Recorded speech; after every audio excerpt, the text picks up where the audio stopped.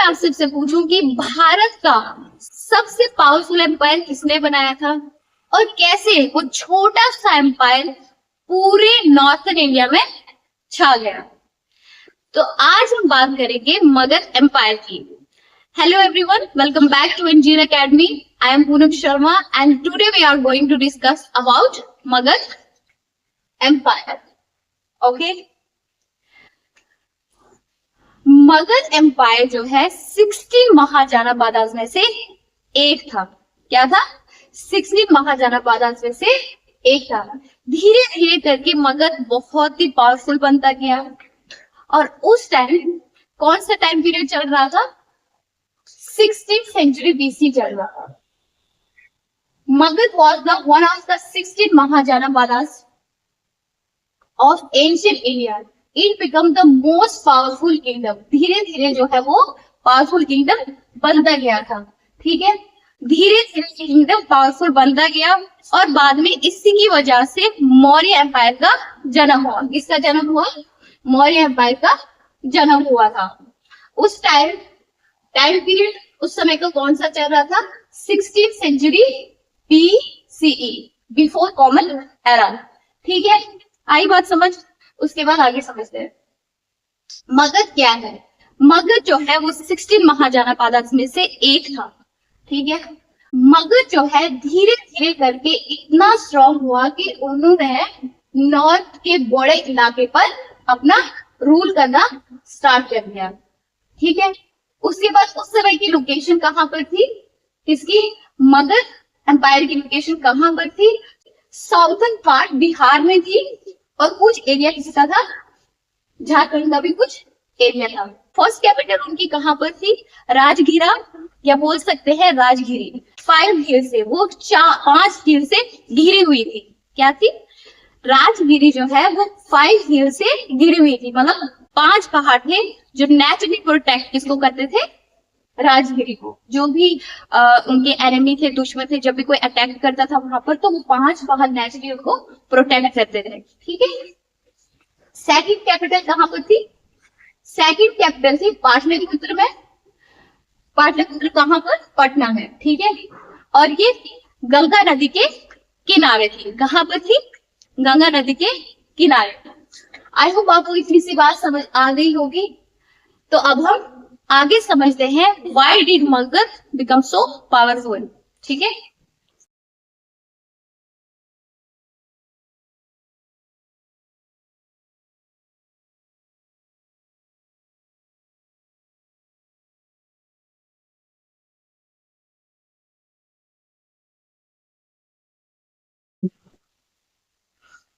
तो अब हम समझते हैं why did become Magadh so powerful. First of all, fertile land की वजह से भी मगध जो है पावरफुल बना था। कैसे बना था? गंगा नदी के किनारे होने की वजह से उस समय की जो जमीन थी वो बहुत ही उपजाऊ थी। ठीक है, वहां पर खेती अच्छे से होती थी और सरप्लस अमाउंट में क्या होता था? क्रॉप्स पाए जाते थे। सरप्लस अमाउंट में क्रॉप्स बनते थे जिससे लोग अमीर बनते थे। ठीक है, उसके बाद है आयरन अरब। राजगिरी की जो चट्टाने थी वहां पर क्या मिला? उनको आयरन मिला था, जिससे वो फार्मिंग के लिए टूल्स बनाना स्टार्ट किया, तलवारें बनाना स्टार्ट कर दिया। ठीक है, और एडवांस वेपन्स बनाने उन्होंने स्टार्ट कर दिए। ठीक है, इससे भी मगध जो है वो पावरफुल बना। उसके बाद है rivers and trade. Rivers Ganga, Son and Champa. Rivers Ganga, Son and Champa rivers जैसे ट्रांसपोर्टेशन ट्रेड को इजी बनाते थे। ट्रांसपोर्टेशन ट्रेड को इजी बनाते थे। ठीक है, इससे भी मगध बहुत ही स्ट्रॉन्ग हुआ था। उसके बाद कुछ स्ट्रॉन्ग वाइज बुद्धिमान जो है रूलर थे, मतलब बहुत ही अच्छे रूलर थे मगध के। पहला है हमारा बिम्बिसार, आजाद शत्रु और उदयन। ठीक है, इससे भी मगध जो है वो पावरफुल बना। और उसके बाद है मगध की आर्मी जो थी वो बहुत ही पावरफुल होती थी। मगध की आर्मी जो है वो बहुत ही पावरफुल होती थी और उनकी जो एलिफेंट्स हो गए, जंगलों में एलिफेंट्स पाए जाते थे, उससे वॉर वगैरह में काम आते थे एलिफेंट्स। ठीक है, जब भी कोई वॉर होती थी, लड़ाई होती थी, तो वॉर में एलिफेंट्स जो है वो काम आते थे। और सोल्जर्स और एडवांस वेपन। ठीक है, मगध को स्ट्रॉन्ग बनाते। ठीक है, उसके बाद समझते हैं बिंबिसार के बारे में। ठीक है, बिंबिसार जो है वो हरियांका डायनेस्टी के रूलर थे। किसके रूलर थे? हरियांका डायनेस्टी के वो रूलर थे। और ये बुद्धा और महावीर के कंटेम्पेयर भी थे। ठीक है, माना जाता है कि जो वर्तमान महावीर थे वो बिंबिसार के कोई रिलेटिव थे। क्या थे? कोई रिलेटिव थे। और इन्होंने क्या किया है? Matrimonial alliance. मैट्रिमोनियल अलायंस का मतलब होता है कि जब भी कोई एनिमी, जैसे कोशाला हो गया, कोशाला ये भी बहुत ही स्ट्रॉन्ग किंगडम था उस समय का कोशाला। तो इन्होंने क्या कर दिया कि वो लड़ाई वगैरह तो चाहते नहीं थे, तो उन्होंने क्या कर दिया, उनकी कोशाला की क्वीन से, कोशाला की जो क्वीन है उससे शादी कर दी। उसका नाम क्या था? उसका नाम था कोशाला देवी, जिससे बिंबिसार ने शादी कर दी।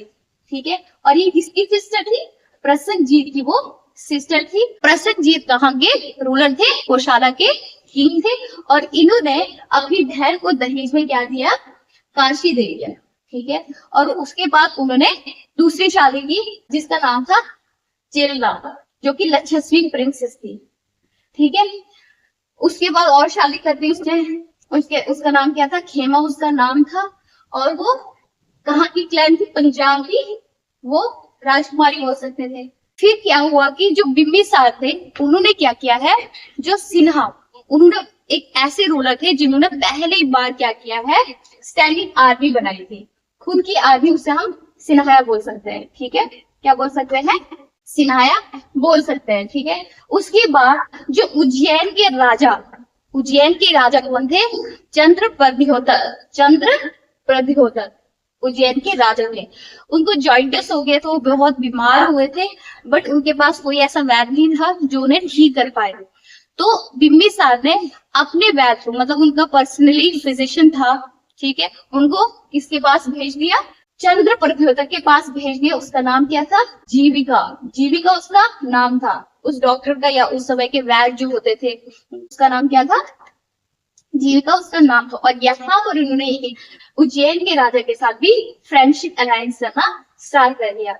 फिर उसके बाद अंगल की कैपिटल क्या थी? चंबा थी। इसको भी एनेक्स कर दिया था। क्या कर दिया था? एनेक्स कर दिया था, और खुद की जो इलाका था मगध में शामिल कर दिया था। ठीक है, आई होप आपको ये सारी चीजें समझ आ गई हो। तो अब हम आगे समझते हैं। ठीक है,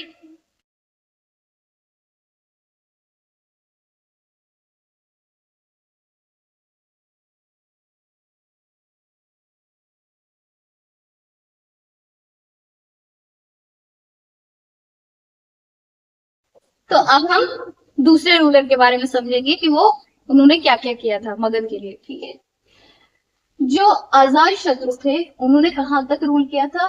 492 से लेकर 460 तक में रूल किया था। ठीक है, और वो किसके बेटे थे? चेलना के बेटे थे। उन्होंने अपने पिता को जेल में बंद कर दिया था, और उनको खाना भी नहीं दिया था, कुछ नहीं दिया था, क्योंकि वो उनकी पोजीशन चाहते थे। मतलब वो उनकी पोजीशन पर, मतलब उनकी राजगद्दी लेने के लिए उन्होंने उनको जेल में बंद कर दिया। किसको जेल में बंद कर दिया था? बिंबिसार को जेल में बंद कर दिया था। ठीक है, क्या कर दिया था? बंद कर दिया था। और इससे जो है कोशला देवी, जो कि कोशाला की रानी थी, राजकुमारी थी कोशाला की, उससे बड़ा दुख हुआ, क्योंकि उनके हस्बैंड को उन्होंने मार दिया था। और इसी वजह से उनके जो भाई थे, कोशाला देवी के जो भाई थे, उन्होंने काशी को वापस ले लिया था। इसी वजह से उन दोनों के बीच बहुत लड़ाई हुई। इन दोनों के बीच लड़ाई हुई थी? अजात शत्रु और प्रसेनजीत के बीच बहुत ही मतभेद हुए और लड़ाई हुई थी। ठीक है, तो उसके बाद उन्होंने क्या किया था? जब भी कोई लड़ाई या वॉर होती थी तो किसने इस्तेमाल किया था? रथ मूसला का इस्तेमाल किया था, जो कि बाहुबली मूवी में भल्लाल देव ने यूज किया था। एक चैरिटियर जैसा होता है और आगे से तलवारें लगी होती थी, जिससे जो भी दुश्मन होते थे उनकी गर्दन कट जाती थी। ठीक है, उसके बाद है माँ शिकता। ठीक है, माँ शिकता ये भी एक उस समय का हथियार था एनिमी से बचने के लिए, और ये वॉर वगैरह में भी काम आता था। पत्थर वगैरह उसमें डालते थे और सीधा आगे लड़ाई कर देते थे। ठीक है, उसके बाद कौन सा है? तीसरे हमारे रूलर कौन थे? वो थे उदयन थे। ठीक है। उदयन हमारे तीसरे रूलर थे। इन्होंने भी अपने पिता को मार डाला ताकि वो उनकी राजगद्दी ले पाए, ठीक है। और इन्होंने एक फोर्ट बनाया था गंगा नदी के किनारे, ठीक है। और यहाँ पर ये चीज है कि इन्होंने अपने पिता का वध करते मतलब मार डाला है। आजाद शत्रु ने भी अपने पिता की हत्या कर दी। उदयन ने भी आजाद शत्रु मतलब अपने पिता की हत्या कर दी थी, ठीक है। उस उदयन ने कर दी। इससे हम क्या बोलेंगे, प्रिसाइड, मतलब बेटा जो है वो अपने पिता की हत्या कर रहा है। और इनका जो रूल है उदयन का कहां से कहां तक चला था रूल, 460 बीसी से लेकर 44 बीसी तक उनका रूल चला था। 44 बीसी तक उनका रूल चला था। उसके बाद जो है उसके बाद आए मगध एम्पायर के कौन राजा बने थे, निदर्शकाल, ठीक है। इसके बाद है शिशुनाग डायनेस्टी। बड़े बड़े जो रूलर हैं वो भी मगध एम्पायर पर राज करने आ गए, ठीक है। आपको इतनी समझ आई? अगर आपको ये वीडियो हेल्पफुल लगी हो तो लाइक, कमेंट, शेयर और सब्सक्राइब कीजिए अंजीर एकेडमी को। मिलते हैं ऐसे दूसरी इंटरेस्टिंग क्लास में, तब तक के लिए बाय बाय।